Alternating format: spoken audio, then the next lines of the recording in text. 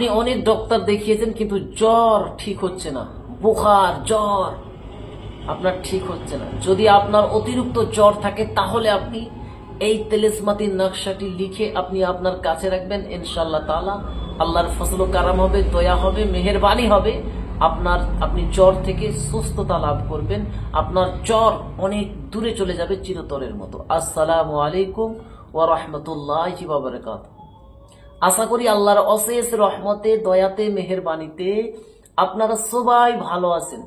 আজকে আমি আপনাদের মধ্যে জ্বর থেকে হেফাজতে থাকার, জ্বর থেকে বেঁচে থাকার এমনই একটি পাওয়ারফুল ও শক্তিশালী পরীক্ষিত আমল শেয়ার করব। শুধু আপনারা এই তেলেসমাতির নকশাটি লিখে আপনি নিজের কাছে রাখবেন। ইনশাআল্লাহ তাআলা আপনার যতই জ্বর হোক না কেন, যত বেশি জ্বর হোক না কেন, সেই জ্বর আল্লাহর ফজল ও কারামে নিয়ন্ত্রণে চলে আসবে। সেই জ্বর আপনার জন্য চিরতরের মতো আপনার থেকে দূরে চলে যাবে।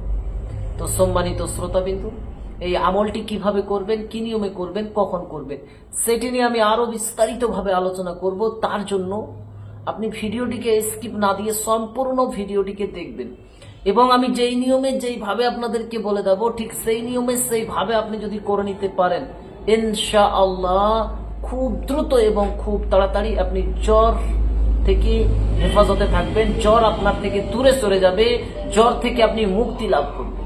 সম্মানিত শ্রোতাবিন্দু, আপনি হয়তো অনেক জায়গায় ডক্টর দেখাচ্ছেন, আপনার জ্বর কিন্তু কোনো মতেই ছাড়ছে না, সামথিং টাইমের জন্য ছাড়ছে। যতক্ষণ আপনি ওষুধ খাচ্ছেন ততক্ষণ আপনার শরীর ঠান্ডা হয়ে থাকছে, জ্বর কমে যাচ্ছে, কিন্তু আবারও খানিকক্ষণ পর আবারও চেপে ধরছে। এরকম যদি পরিস্থিতির মধ্যে থাকেন, এরকম সমস্যার মধ্যে যদি আপনি থাকেন, আপনি ডক্টর দেখাচ্ছেন, ভালো জিনিস আলহামদুলিল্লাহ, তার সাথে সাথে আপনি শুধু এই তেলেসমাতির নকশাটি লিখে আপনি আপনার কাছে রাখবেন। ইনশাআল্লাহ তাআলা আপনার থেকে জ্বর সরে যাবে, দূরে চলে যাবে, আপনি জ্বর থেকে মুক্তি লাভ করবেন। আপনি নিজের জন্য করতে পারেন, অপরকে করে দিতে পারেন, আপনি নিজের সন্তানদেরকে করে দিতে পারেন। ইনশাআল্লাহ তাআলা তারা জ্বর থেকে, এরকম একটা বাবা ও বালার থেকে, ভাইরাস থেকে হেফাজতে থাকবে।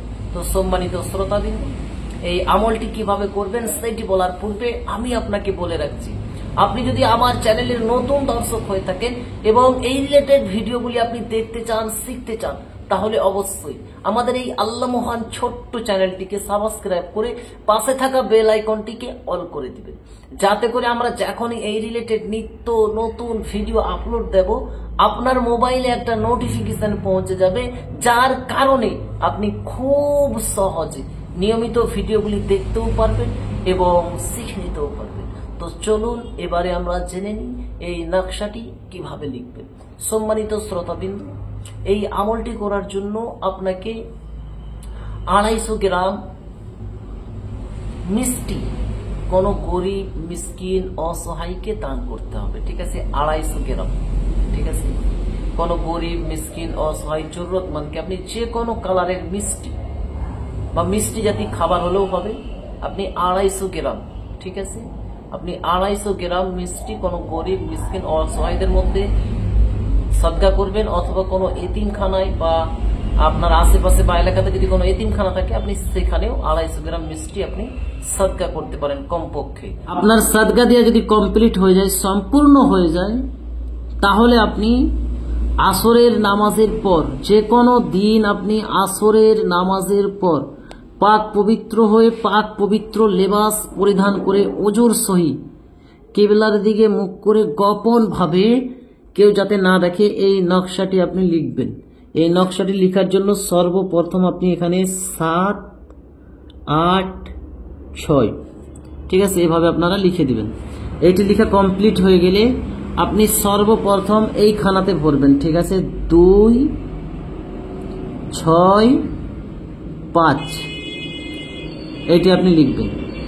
এই ঘরটি পূর্ণ হয়ে গেলে আপনি সোজাসুজি এই ঘরে লিখবেন 3, 6, 5। এইটি যদি আপনার পূর্ণ হয়ে যায় তাহলে আপনি এখানে চলে যাবেন। ঠিক আছে, এখানে লিখবেন আপনি 4, 6, 5। এইটি সম্পূর্ণ হয়ে গেলে এখানে চলে আসবেন 5, 6, 5।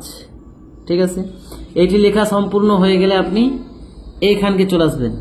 ঠিক আছে, 6, 6 5। ঠিক আছে, এইটি যদি আপনার সম্পূর্ণ হয়ে যায় তাহলে আপনি এই ঘরে চলে আসবেন। ঠিক আছে, এই ঘরে চলে আসবেন। এখানে আপনি লিখবেন 7 6 5। এই ঘরটি সম্পূর্ণ হয়ে গেলে এই ঘরটিতে লিখবেন 8 6 5। এটি যদি সম্পূর্ণ হয়ে যায় তাহলে এখানে লিখবেন 9 6 5। এটি যদি সম্পূর্ণ হয়ে যায় তাহলে শেষে এই ঘরটি লিখবেন 0 7 5।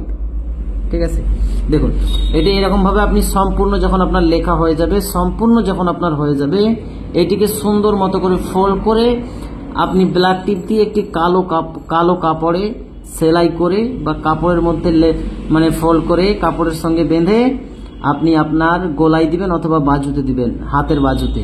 ইনশাআল্লাহ তাআলা আপনার জ্বর আপনার থেকে চিরতরের দূর হয়ে যাবে, আপনি জ্বর থেকে মুক্তি লাভ করবেন। যতই জ্বর হোক না কেন, যত বেশি জ্বর হোক না কেন, আপনি সেখান থেকে রিহাই পেয়ে যাবেন, আপনি মুক্তি পেয়ে যাবেন। তো সম্মানিত শ্রোতাবিন্দু, আপনারা আমার প্রতি না আল্লাহ তাবারক তাআলার জাতের প্রতি ইয়াকিন ভরসা বিশ্বাস রেখে করবেন। ঠিক আছে, নেক নিয়ত করে করবেন, পাক পবিত্র অবস্থায় করবেন, সাদা কাগজে কালো কালি দিয়ে করবেন। ইনশাআল্লাহ তাআলা অবশ্যই অবশ্যই আপনি হাতে নাতে আর ফল দেখতে পাবেন। তো যাই হোক, আশা করছি ভিডিও ভালো লেগেছে। যদি ভালো লাগে একটা লাইক দিবেন, অন্যদের মধ্যে শেয়ার করবেন। আর এই আমলটা করার জন্য আমি সবাইকে সকলকেই অনুমতি পারমিশন দিচ্ছি, ইজাজত দিচ্ছি, আপনারা করুন। এবং আল্লাহ তাবারক তাআলার কাছে আমি দোয়া করি, আল্লাহ রাব্বুল আলামিন জিনারাই যেই বান্দাই তোমার নেক নিয়ত করে তোমার প্রতি ইয়াকিন ভরসা বিশ্বাস রেখে জিনারাই এই আমলটি করবে, মাওলা তুমি তাদের জ্বর থেকে তাদেরকে মুক্তি দাও। বা জিনারাই অন্য কারোর লেগে যদি করে দেয় মাওলা, তাদেরকেও তুমি শিফা দাও, জ্বর থেকে তুমি তাদেরকে হেফাজত করো মাওলা। তো সম্মানিত শ্রোতাবিন্দু, আমিন লিখতে ভুলবেন না। এবং তার সাথে সাথে আপনি যদি আমার চ্যানেলে নতুন হয়ে থাকেন, অবশ্যই চ্যানেলটিকে সাবস্ক্রাইব করে পাশে থাকা বেল আইকনটাকে অল করে রাখবেন, যাতে করে আমি যখনই এই রিলেটেড নিত্য নতুন ভিডিওগুলো আপলোড করব আপনার মোবাইলে নোটিফিকেশন পৌঁছে যাবে, যার কারণে আপনি খুব সহজে নিয়মিত ভিডিওগুলো দেখতেও পারবেন, শিখতেও পারবেন। তো যাই হোক, আজকের ভিডিওটা আমি এখানেই সমাপ্ত করে দিলাম। আবারও দেখা হবে একটি নতুন ভিডিওর সঙ্গে। আল্লাহ হাফিজ।